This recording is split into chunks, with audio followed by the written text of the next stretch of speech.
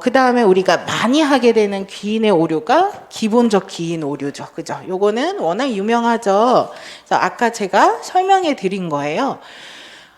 우리가 어떤 사람이 아침마다 이제 지각을 하면 게으르기 때문이야 라고 하는 것은 성향기인이잖아요. 근데 제가 집안이 지금 어려움이 있나 봐 라고 하면 상황기인이잖아요. 그런데 사람들은 대부분 무슨 기인을 많이 한다는 거예요? 게으르기 때문이야로 많이 한다는 거죠. 그래서 우리는 기본적으로 상대방의 행동을 분석을 할 때 상황 역량은 과소평가하고 개인적인 성향의 역량은 과대평가하는 경향성이 있다라는 거죠. 이것을 기본적 귀인 오류, 근본적 귀인 오류라고 얘기를 합니다. 자, 그래서 이런 것들이 귀인 편파의 예고, 귀인 편파의 또 하나의 예가 자기 기업 편파다. 그래서 이것도 이제 종종 나오는 얘기죠, 그죠? 자, 자기 기업 편파는 이제 선생님들 그런 거라고 보시면 돼요. 여기서 이제 딱 핵심적으로 잘 나오는데요. 잘 되면 내 탓, 못 되면 조상 탓, 이런 거예요. 그래서 내가 이제 이번에 우리가 상상만 해도 너무 행복한 일인데 임용을 예로 들면 너무 크니까 이번에 선생님들 이제 이론 1이 끝나고 기말고사 시험을 보셨어요. 그런데 이제 한 65점 남았어요. 전공 시험 정답이 65점 나왔는데 난 천재인가 봐. 나는 상위 1% 안에 드는 것 같아. 어떻게 이렇게 짧게 공부하고 65점을 받지? 이렇게 해석을 하는 거죠.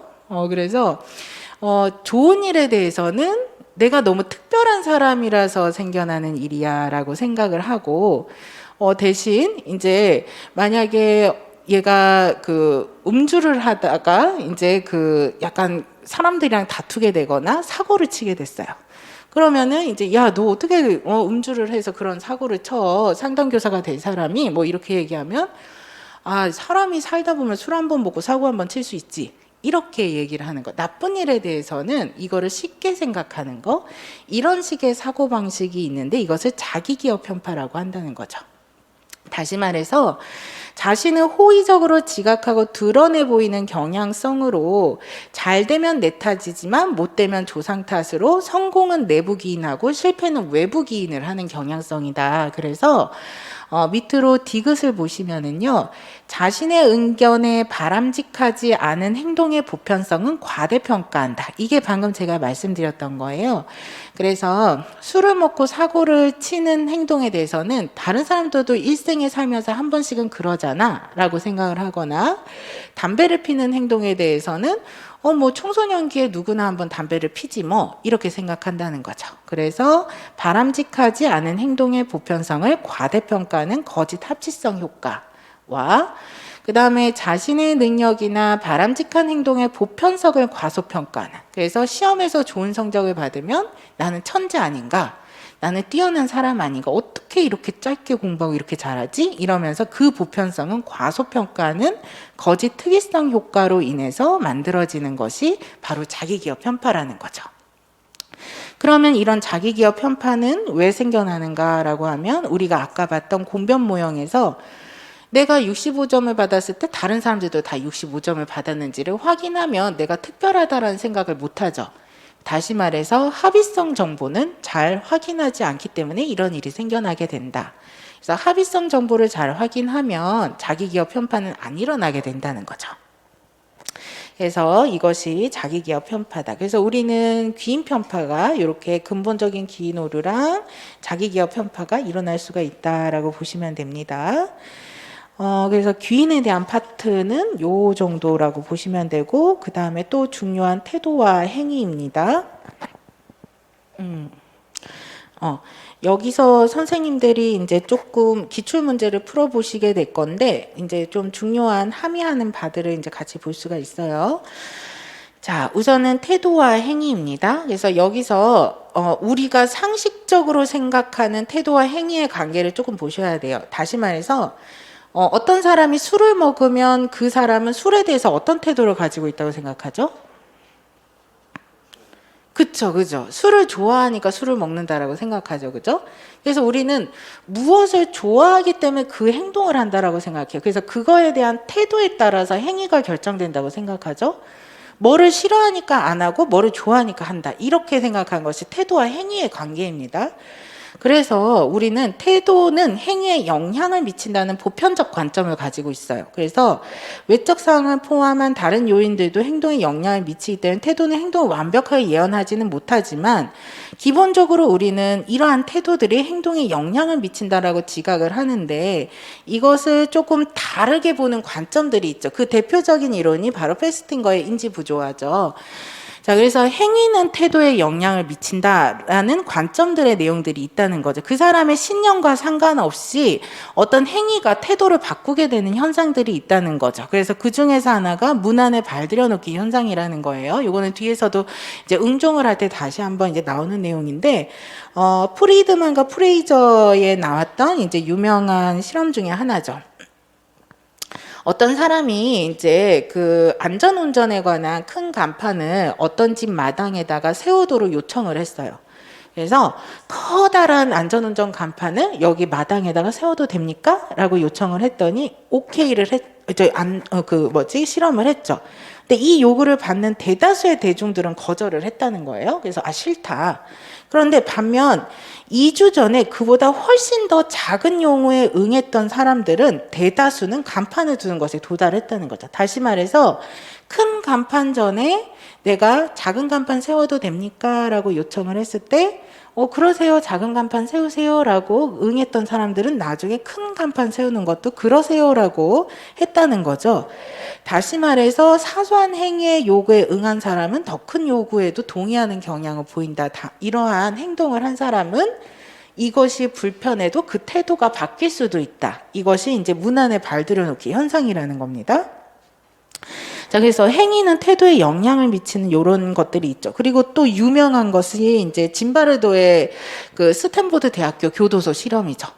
원래는 사회적으로 다 도덕적인 사람들이었는데 거기서 간수와 감옥에 사는 범죄자 역할을 하게 되면서 일주일 실험을 하면서 유명한 영화 있죠. 혹시 보셨습니까? 보신 적 있으세요? 엑스페리먼트라는 독일 영화도 이거에 관한 건데요. 스탠포드 대학교 교도 실험에서 간수 역할을 한 사람과 범죄자 역할을 한 사람을 각기 놔두고 일주일간의 감옥 실험을 했죠. 그리고 이들은 모두 일반적인 평범한 사회인이었습니다. 그런데 감옥에 범죄자로 있는 사람들에게 간수 역할을 하는 사람이 점점 어떻게 돼요? 이 범죄자들은 나중에 폭행하게 되고 때리게 되고 이런 일들이 나타나죠. 다시 말해서 어떤 역할을 하게 되면은 그 역할에 빠져서 그 사람이 본래 가지고 있는 태도를 바꾸게 된다라는 거죠. 그래서 이런 것들이 이제 대표적인 역할놀이의 예다. 이런 것들은 되게 많아요. 그래서 되게 많이 나타나는 현상이라서 인간의 환경의 동물이다. 이렇게 얘기를 하게 만드는 근거들이기도 하죠. 자, 그 다음에 이제 페스팅거의 인지부조화입니다. 자, 인지부조화는 너무 유명한 실험인데 이것이 언제 기출문제로 나왔냐면 2018학년도에 기출문제로 나왔고 심리학개론이 처음으로 이제 임용문제로 등장했을 때 제일 처음에 나왔다시피 한 거죠. 그래서 우리가 이런 것들이 함의하는 바는 뭐냐면 기초심리학, 특히 이제 심리학개론이나 그 다음에 이상심리학, 그 다음에 청소년 심리학이나 아동 심리학 같은 발달 심리학 같은 기초 심리학인데 새로 2018학년도부터 우리가 임용평가 교과목으로 들어간 것들은 주로 유명한 것들 위주로 먼저 문제로 출제가 된다. 그거는 이제 아동 심리학에서 정말 확실하게 보여주고요. 심리학개론에서도 마찬가지죠. 그래서 페스팅거의 인지부조화가 제일 먼저 등장했다라는 것을 보시면 되고요. 자, 인지부조화는 태도와 행위가 불일치할 때 인간은 부조화를 느끼고 이를 감소시키기 위해서 태도를 바꾼다라는 이론이죠. 그래서 이거는 이제 유명한 실험이 있습니다. 59페이지에. 자, 페스팅거와 칼 스미스는 아주 지루한 일을 피험자들에게 시켰죠. 그리고 이제 대기 중인 다른 피험자들에게는 재밌는 일이라고 거짓으로 알려주는 대가로 1달러, 20달러를 줬죠. 근데 이제 정말 며칠 후 피험자들에게 그 일이 정말 재밌었냐 이렇게 물어본 결과 $1를 받은 피험자는 태도를 바꿔 재밌었다고 했는데 $20를 받은 피험자들은 재미없다고 진술한 거라는 거죠. 왜 $20를 받은 사람들은 솔직하게 재미없다고 얘기를 했을까라고 생각을 해봤을 때 $20를 받은 피험자들은 자신의 태도와 상반된 진술을 한 점에 대해서 큰 액수 대가가 있기 때문에 스스로를 정당화시켜서 인지부조화를 못 느끼게 됐다는 거죠.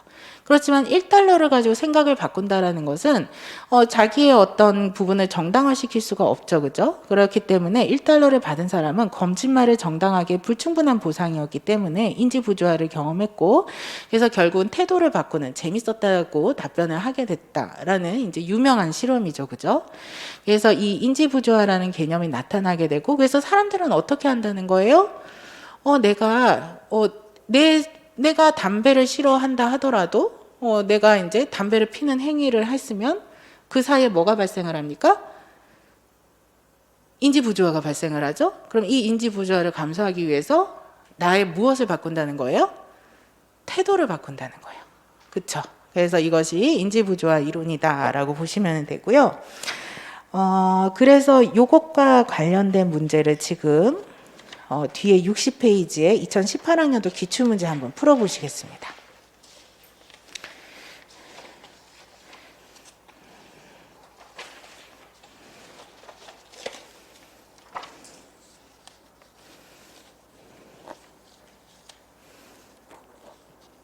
이 문제를 조금 난이도를 높일게요. 제시한 개념을 사례에 적용시켜 주세요. 그리고 여기에서 선생님들이 태도, 행위, 조화, 부조화, 일치 이런 단어들을 써서 답안을 작성해 주세요.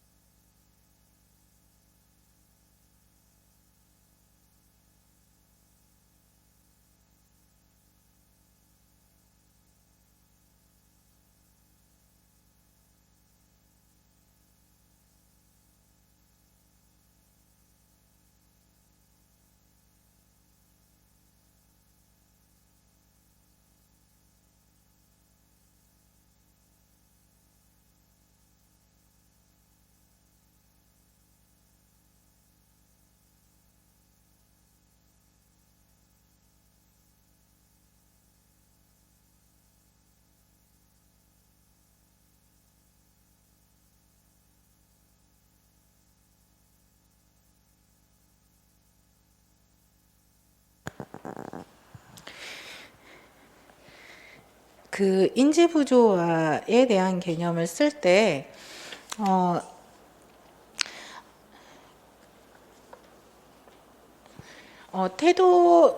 태도나 행위가 일치하지 않으면 불편함을 느끼는 거다. 뭐 이렇게 쓰실 수도 있어요. 이제 어떻게 보면은 이제 조금 내용들이 이렇게 딱 완벽하게 맞춰져 있다기보다는 이제 대략 개념을 이렇게 쓰실 수 있다는 거죠.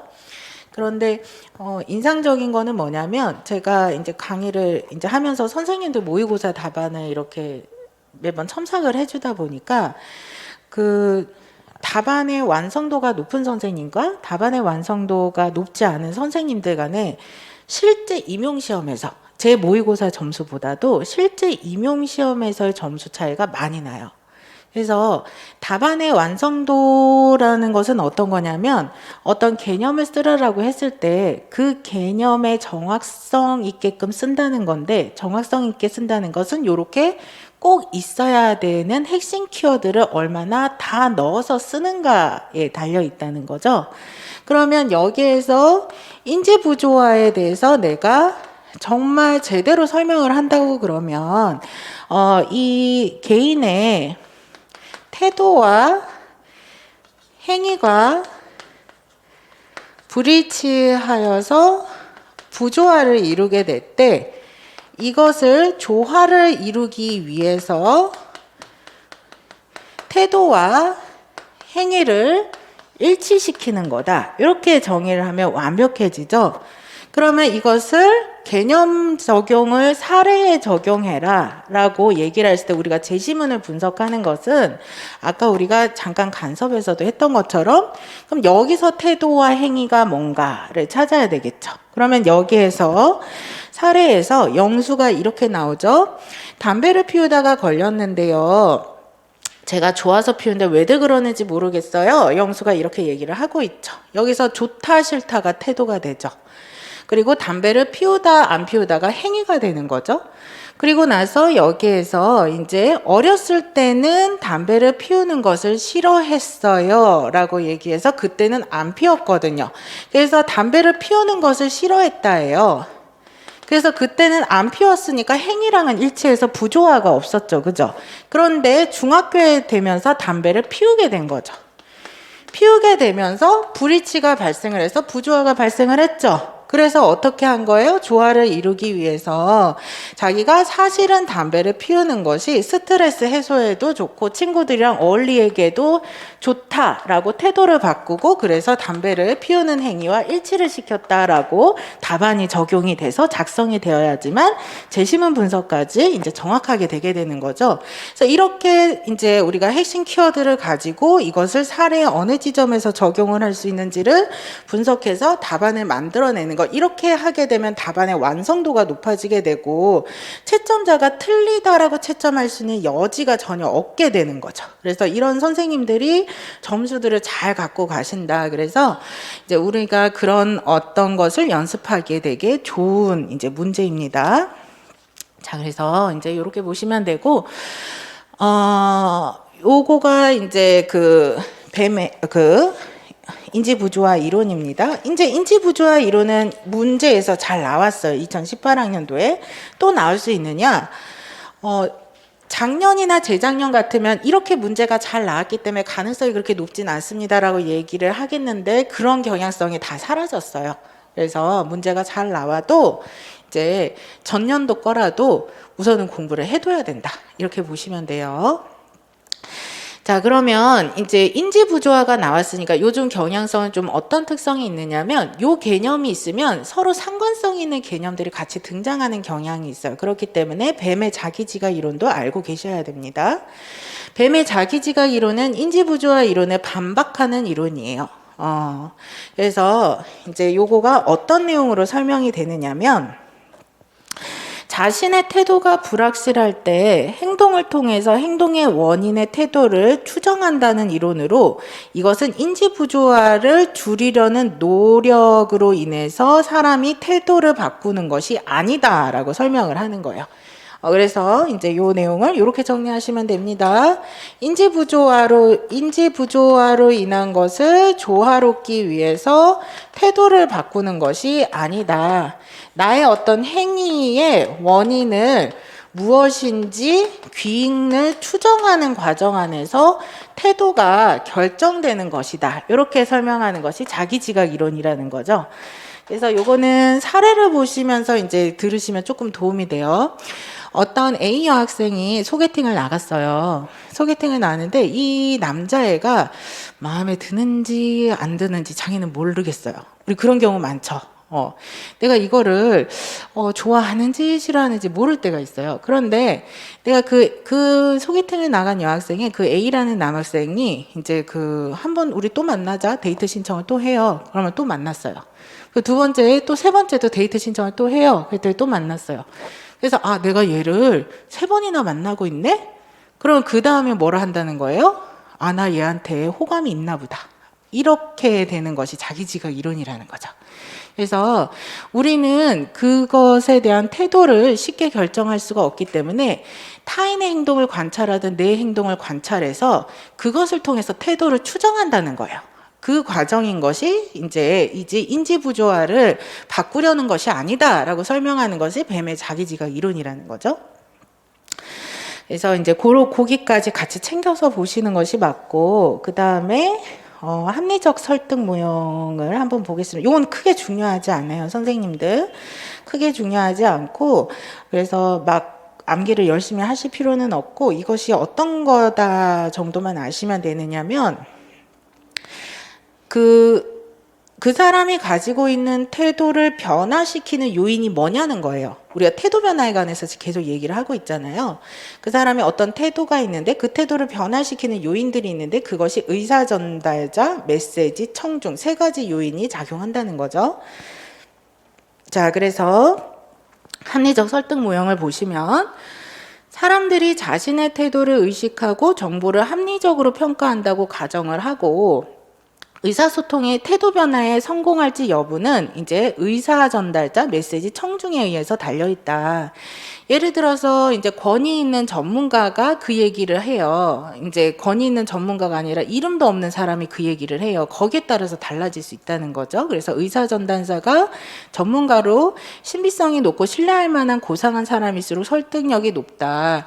그래서 우리가 이제 아동 심리치료의 대가인 오은영 선생님이 이렇게 하세요라고 미션을 이제 해결을 해주는 해답을 내주시면 우리는 이제 그 말에 네, 이제 당연하게 맞다고 생각하고 그 행동을 하게 되고 그 말을 이제 받아들이게 되죠. 그래서 이제 의사 전달자가 얼마나 이제 그 신빙성이 높은 사람이냐, 요게 달려 있고 그 다음에 메시지입니다. 메시지에서 상위에는 이제 조금 디스크레판시라고 해서 요 원어로 보시는 게 좀 더 이해가 더 되실 텐데요. 그 차이를 말해요. 이제 메시지와 청중 간의 태도 간의 차이에 따라서 이제 태도 변화에 영향을 미친다로 너무 차이가 많이 나요. 나는 꼴초예요. 담배를 피는 것이 좋다라고 생각하고 말하는 사람의 메시지는 절대 담배를 펴서는 안 된다. 차이가 크죠. 설득되기 어렵겠죠. 그런데 꼴초인 사람인데도 이 사람이 담배는 건강에 나쁜 것 같아 라는 생각을 어느 정도 갖고 있는 사람이에요. 그러면 금연에 대한 것들의 차이가 그렇게 크지 않죠. 그래서 이러한 차이에 의해서 이제 설득이 될 가능성이 달라지게 된다는 거예요. 그 다음에 이제 양방적 메시지냐 일방적 메시지냐 이건 그냥 읽어가시면 돼요. 그래서 청중들이 의사 전달자의 태도에 공감을 할 때 일방적 메시지가 태도 변화를 증가시키는데 청중들이 의사 전달자의 태도에 반대적인 견해를 가지고 있을 땐 양방적 메시지가 좋다. 그래서 우리 담배를 피지 마세요. 그러면은 금연에 대해서 동의하는 사람이랑 의사소통을 할 땐 일방적 의사소통을 해도 되는데 그런데 이 사람이 꼴초예요. 그러면은 이제 금연하는 것도 좋지만 담배를 피는 것도 스트레스 해소에 도움이 됩니다. 뭐 이렇게 양쪽으로 얘기를 해야지만 좀 메시지 전달이 더 잘 되고 이제 설득이 잘 된다는 거죠. 두려움이 효과를 또 가지고 오죠. 우리가 담배를 보면은 항상 껍데기에 뭐가 있습니까? 네, 맞아요. 막 암 그림이 막 있었죠. 혐오 치료의 가장 대표적인 예죠, 그죠? 그래서 이런 걸 때 태도 변화에 영향을 주는데 너무 과도해도 좋지 않다는 거. 그 다음에 이제 청중이 지적 능력이 어떠느냐에 달려 있어요. 그래서, 이제 그 지적인 사람일수록 이해가 잘 되면 태도를 잘 바꾸지만, 이 사람이 또 한편으로는 그 단점을 잘 찾아내서 설득되기 어려운 점이 있다는 거, 그리고 자존감이 너무 높거나 너무 낮지 않고 중간 정도인 사람에게 태도 변화가 잘 일어난다는 거. 그래서 이런 것들이 영향을 미친다라는 것이 합리적 설득 모형입니다. 그래서 이제 이런 것들이 태도 변화에 영향을 미친다라고 이제 이렇게 보시면 되고, 인지 부조화랑 자기 지각 이론 잘 알아두시고, 문안의 발대력 놓기 형상은 이제 응종을 할 때 같이 보실 겁니다. 자, 그래서 여기까지 해서 벌써 사회적 지각을 다 했습니다. 사회적 영향을 들어가도 좋기는 한데, 이제 잠깐만 보고 이제 마무리하도록 할게요. 61페이지예요. 여기서는 이제 선생님들께 그 함의하는 바가 이것도 있어요. 기출 문제를 보시면 이제 함의하는 바가 있는데요. 잠깐만 요거를 봅시다. 우리가 공부를 어떻게 하느냐와 참 상관이 있어서 그래요. 62페이지 잠깐 가보시겠어요? 요거 잠깐 지금 문제 한번 풀어보시겠어요, 선생님들? 62페이지에 2021학년도 기출문제 있죠?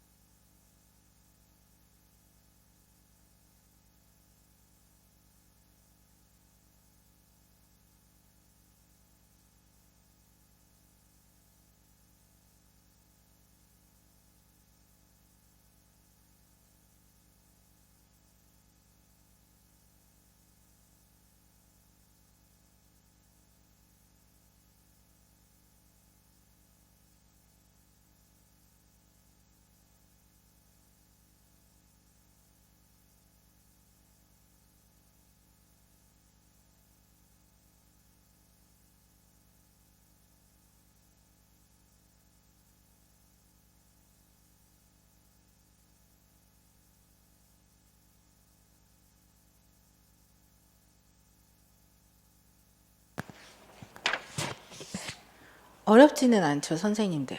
그죠? 동조죠, 그죠? 그래서 다시 61페이지로 가겠습니다. 동조의 정의는 집단 압력하에 개인이 집단이 기대하는 바대로 생각이나 행동을 바꾸는 것을 말을 해요.